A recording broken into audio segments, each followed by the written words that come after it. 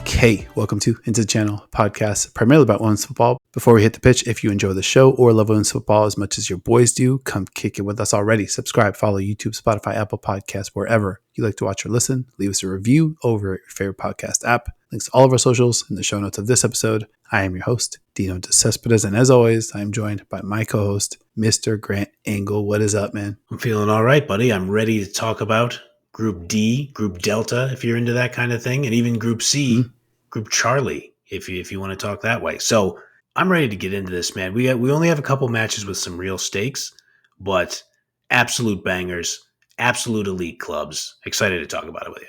Copy. Where do you want to get started? Nicely done, my good man. Let's start in Catalonia.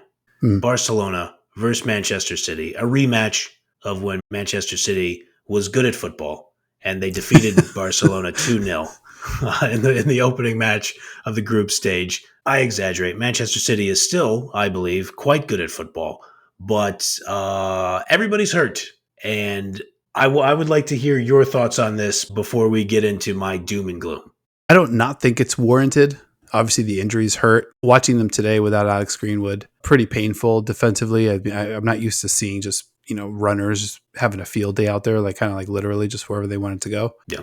But some good news. Gareth Taylor told BBC Sport, and I quote, "I think it's not as serious as everyone feared. Obviously, with Alex being stretchered off, we're still awaiting conversation with the consultant just to find out exactly what the time frame looks like. Alex is good. I saw her on Friday, and she was feeling a little bit sore, obviously, but she's fine," end quote. So I think that's pretty encouraging. Yeah. But a lot of injuries across the board. Depth, we talked about in part one, kind of rears its ugly head. But what are the vibes like out in the PNW with regards to this team right now? As a young man, I watched the original Star Wars trilogy dozens of times. Each episode. I was a little bit of a dork, I guess you could probably argue. And there was a rhetorical crutch that they would use, that different main characters used across the different movies before something would happen. And it was, I got a bad feeling about this. And I got to be honest with you, man. If you are missing Bunny Shaw, who's not going to return until after the Christmas break, Gareth Taylor said, there's no Lauren Hemp,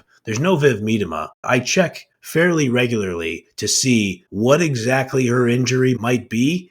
Very sparse details on what the hell's going on there. So no Bunny Shaw, no Lauren Hemp, no Viv Miedema, no Alex Greenwood now.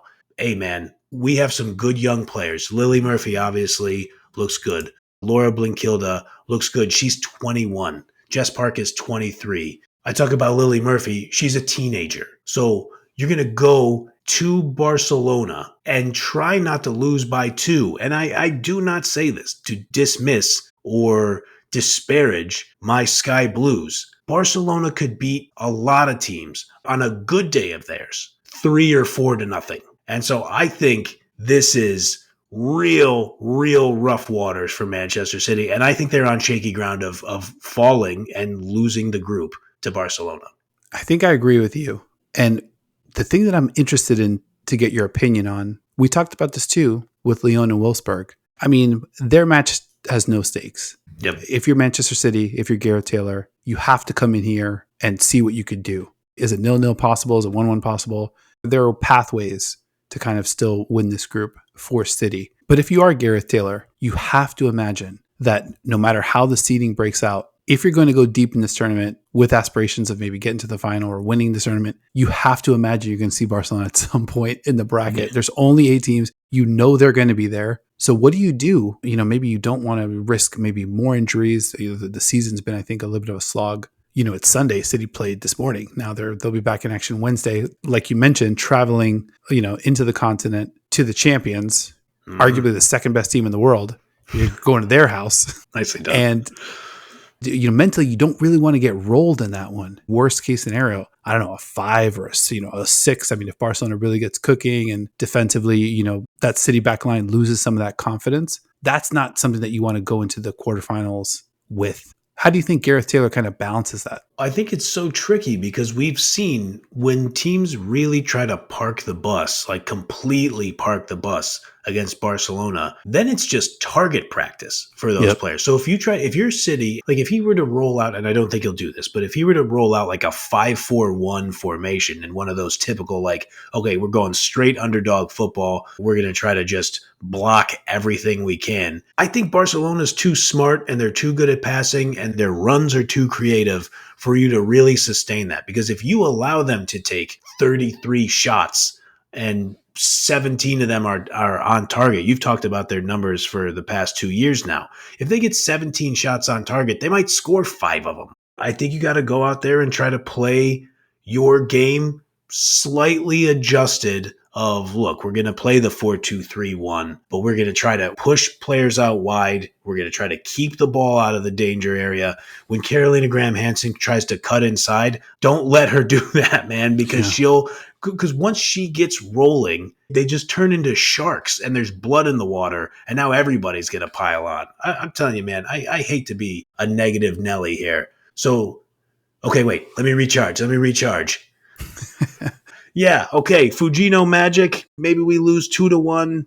We can make it happen. That's about as confident as I'm going to get on this one. Yeah, I hear that. I mean, if I had to make a prediction, we'll save it for the end segment here, but I think we're on the same wavelength. And yeah, just closing your eyes and picturing Graham Hansen cutting across. Their attacking players are so dangerous that if you're a defender, you cannot help but look at Graham Hansen darting across. And that's what kind of creates all those angles behind and around and just kind of through the other way. I mean, they're dazzling offensive players that can pretty much do anything. Yep. So you see defenses fall into that trap all the time. And that's a great call out too. If you give up too many shots on target, if the ball spends too much time in the wrong third of the field, I mean, whether it's Patry or Pina or Bomati or Alexia, like they're just loaded with players. Kieran Walsh, took a rip last week against Hammarby that was close. So they're just loaded with players that are willing to do that. It could get away from City for sure. What do you think about prediction-wise? Okay, we're back. I'm not going to do it. I'm not picking against him. I like it. 2-1 Barcelona, and it's going to be a Fujino goal that bails us out and keeps us out of all the tiebreaker nonsense. Love it. Wow, there you go. City going through as the 1 seed. I'm going to go the other way. Hate to do it to you, buddy. That's fair. But I'm going to say 3-0 Barcelona. Mm-hmm. I think it's just a big sister, little sister kind of situation. Doesn't doom City in the quarterfinals. It's a result that's at least respectable, especially considering the injuries. And then both these teams kind of head into the knockout stage, on a somewhat positive note, I would say. But I mean, I think you just look at Barcelona, looking at their lineup against Hammarby, the left-hand side, you had Esme Brooks, Claudia Pina, Fridolina Rolfo. So it's just like, oof, there's no relief on that left-hand side. And then you go to the right-hand side, Ona Battier, Aitana, and CGH. Yeah, there we go. Oh, sure. Like, so no matter where you look, it's terrifying. And I think Barcelona gets it done. Not with ease, but I think they kind of clear the bar. That's fair. And I was wondering if we should talk about this when we talked in our last episode, which everybody should watch, when we discussed Chelsea playing Real Madrid in Madrid. This sets up multiple different nightmare scenarios if you're Real Madrid. So let's just say City does pull this out and they stay first in the group and Real Madrid does not beat Chelsea and Madrid draws Barcelona in the first knockout round. Or if something even dumber happens and Real Madrid beats Chelsea, wins, and then Manchester City keeps Barcelona at bay, and Barcelona is the second place team, and then Real Madrid still draws Barcelona. It would just be as dumb as it gets, and I can't put it past the football gods to somehow make that happen. That would be awful. And then, the second place team hosts the opening match. So Madrid would have to go to Barcelona. Oh my God. Come on. The quarterfinals, that would just be awful. But it's probably just going to end up being Arsenal, and that'll be how my tournament maybe. Talk about that one later. All right, so we made our prediction. Speaking of Arsenal, let's shift gears. Group C, Arsenal, Bayern Munich. This one's in the late slot. Actually, let me rewind a little bit. Shout out to Group D, Zenk Polten. They'll be taking on Hammarby. To close the book on Matchday 6, we won't be previewing that one. Keep it moving. Stakes is high. That's how we want to keep it here at the ITC. Mm-hmm. Group C, Bayern Munich ahead in the group by 1 point. So basically, it's win and you go in as the 1 seed if you're Arsenal. Bayern Munich, all they've got to do is draw and they'll retain the 1 seed. I don't know. This one might be a little bit too close to my heart, man. Where's your head at?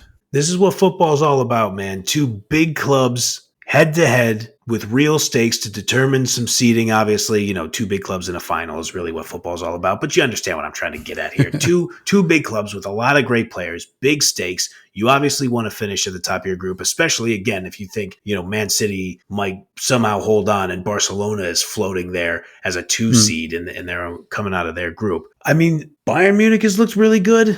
Arsenal has turned things around in the Rene Slegers era. So absent any real analysis here, let me just say I'm going to be super locked into this match because I think it's going to be an absolute banger. These look like two of the best, I don't know, at worst 6-7 teams in Europe right now. I want to zoom into Arsenal real quick. I mentioned this a few weeks back that I thought the answer to the Stina Blackstenius, Alessia Russo question was they both need to be playing. And I think we've seen a lot more of that. I don't know. Blackstenius, I think to me is like a 1C. Alessia Russo is like a 1B. So I think together they bring different skill sets and I think they play pretty well off each other.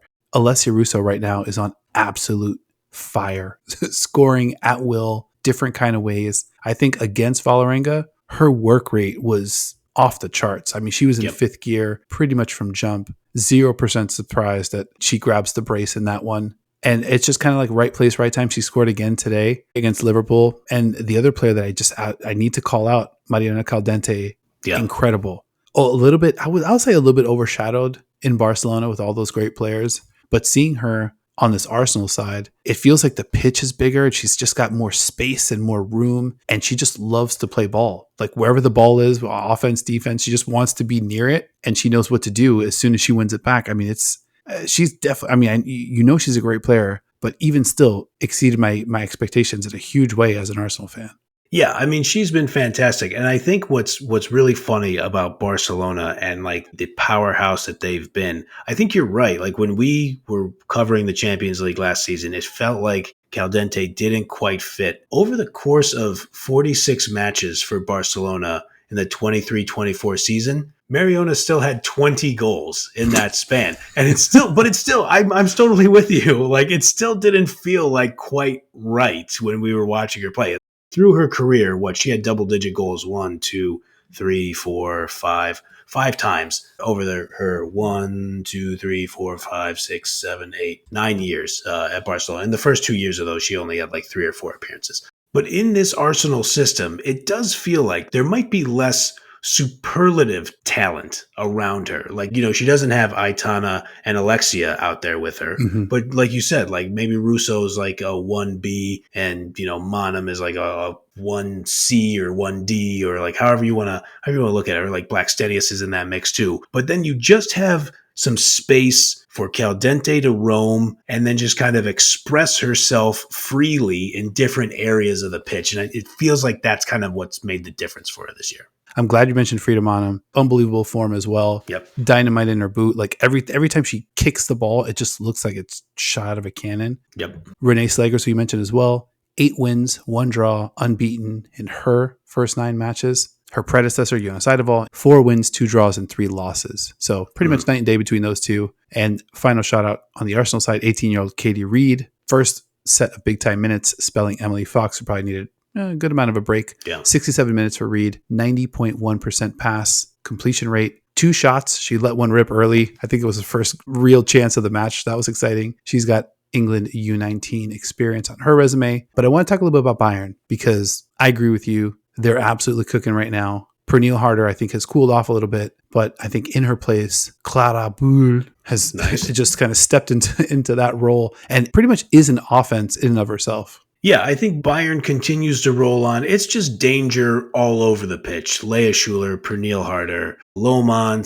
Hitler, Georgia Stanway is like racking up goals. I think she has 5 in this season across all competitions. And then you still, from the defensive end, you still have Vigo's daughter, which I guess means Vigo's daughter. So I guess, I mean, if we're going by that naming convention. I'll check in with Foudy. Yeah. We'll send Julie a note, see if we have our Icelandic names correct here. But no, so on the serious note, though, I just think if you're Bayern Munich and you're kind of looking at this match, you say, okay, we're going into London. We should be a slight underdog in this situation, especially now that Arsenal has kind of turned it around. But we're Bayern Munich. We're never an underdog to anybody. I think they're going to come out there thinking, hey, we whipped you 5-2 in that first match. We don't care if you have a new manager. We're going to try to do it again. Yeah, and I think they're definitely informed to do it. I think Julie Gvin, another player that could give Arsenal problems. And when you were talking about Mariona, you think about the left back, right back situation. You've got Katie McCabe, you've got Emily Fox. Those are also players that kind of tilt the field, depending on where they kind of want to move. That gives Mariona those great options. Rewinding back, though, to that first matchup, I rewatched that one this week. Arsenal definitely wins the first half. Oh, yeah. They're 3 or 4 minutes away from going into halftime 1-0 at Bayern. That I think would have definitely just changed the entire vibe there. Caldente gets the goal at right around the 30-minute mark. I believe that was her first Arsenal goal. If not, it was very, very early in the Arsenal career. Yep. And then the player you mentioned, Glodis Perla-Vigas-Dottir, skies over Stina Blackstenius on that free kick to steal one before halftime. Goes into halftime 1-1. Sydney Lohman gets an early goal in the second half. And then 13 minutes and 42 seconds. I mean, when I think about my best 13 minutes, 42 seconds in my entire life, doesn't come anywhere near what Pernille Harder did to Arsenal in those in that same period of time. 3 goals just completely broke the game wide open. Probably cost the manager his job. Yeah. But this game, I think, was closer than we might remember. It definitely felt closer than 5-2. Wheels totally come off at the end. Not sure what that means because I think Bayern definitely was the better team by a good amount that day. But I think, not all doom and gloom. Yeah, it definitely shouldn't be doom and gloom. You guys have just, like you said, it has been night and day in the Slegers administration after Eidevall was out of there. So the defense looks more organized. I know that was a big thing that you were like, frankly, you seemed kind of shocked about when it was happening in the 5-2 loss, just how disorganized the defense was. That seems to have changed. I've been waiting to unleash this take or this question on you for weeks now. I think I finally got the window open. Let's go. Renee Slegers, 35-year-old Dutch manager. Arsenal obviously not afraid to have a non-English manager in their club. You go back in their history, men's and women's football. I ask you this question, though. Do you think Slegers has done a good enough job to hold on to this job when, if you're Arsenal, and let's just say you had an itch for an English manager, and you could just try to go out and poach Seb Hines? Oof. I'm going to be honest. I don't know the full economics of these deals. I'm not sure any of us know what the differences are. That's true. But Seb Hines would be walking away from like a really great organization. Yes. And that's something that I've seen firsthand. A team that's absolutely loaded, might be the best team in the world. Mm-hmm. We saw some numbers today that reported that the NWSL Championship did more than double the viewership from the MLS Cup on Fox. 967K to 427K. Let's go. So the league is definitely growing. I think the pie is absolutely growing. It would be a wild step, back into England for Hines for sure. But I think if you're Arsenal, Slegers has led the team, so wonderfully. Yeah. We talked about when we were talking to Leanne Sanderson about the Eidevall situation, the talk to that point had been about the talent level at Arsenal. Oh my God, they've got so many great players. They're not able to do very much with it. Probably the manager's fault. I think we've seen Slegers almost get more than the talent, because I think there's been some shakeups here, and they just seem to be playing really well. All those defensive issues completely evaporated. Yep.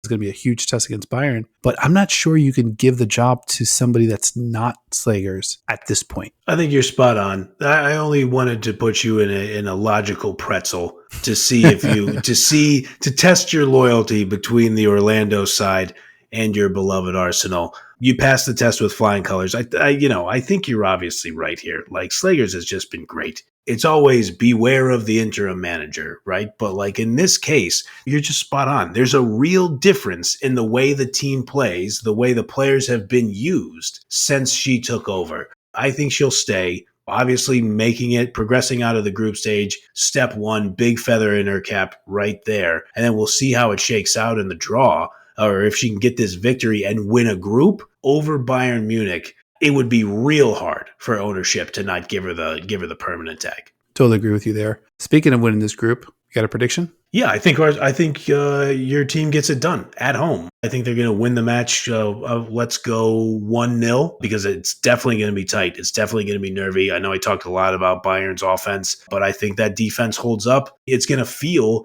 a little like a final, and so I feel like those often end 1-0. Yeah, I'm going to go 2-1 Arsenal. I agree with your points for sure. I think this Bayern side, it's going to be tough to kind of hold them all the way down, especially with Bull. Like when she's on and moving and going, it's just everybody else is chasing her. Yeah.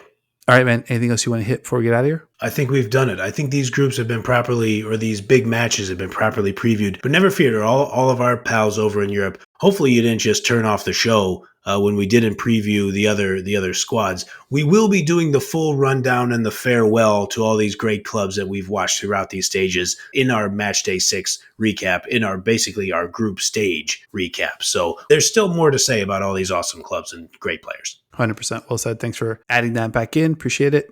Quick programming reminder. Next week, we'll be circling back with our best 11s of 2024. I already got the ball rolling on that. Very excited to see where you land with your picks. And February 7th, live on YouTube after the UEFA Women's Champions League quarterfinals draw. Your boys will be out here live. Make sure you're subscribed. Make sure you're following. Add it to your calendars. We're going to have a lot of fun once we know those quarterfinal matchups. All right, man, I think we did it. This has been another episode of Into the Channel. Sincere thank you for watching, listening, following, liking, subscribing, just plain hanging out with your boys. And remember to like if you liked and subscribe or follow Into the Channel, YouTube, Spotify, Apple Podcasts, or wherever you like to watch or listen. Leave us a review over your favorite podcast app. Links to all of our socials in the show notes of this episode. And a big thank you to my host as well, Mr. Grant Engel, for choosing to be one of the ITC co-hosts, co-creators, rather than managing that Arsenal side, which I'm sure, his phone might have rung once or twice. I appreciate you, bro.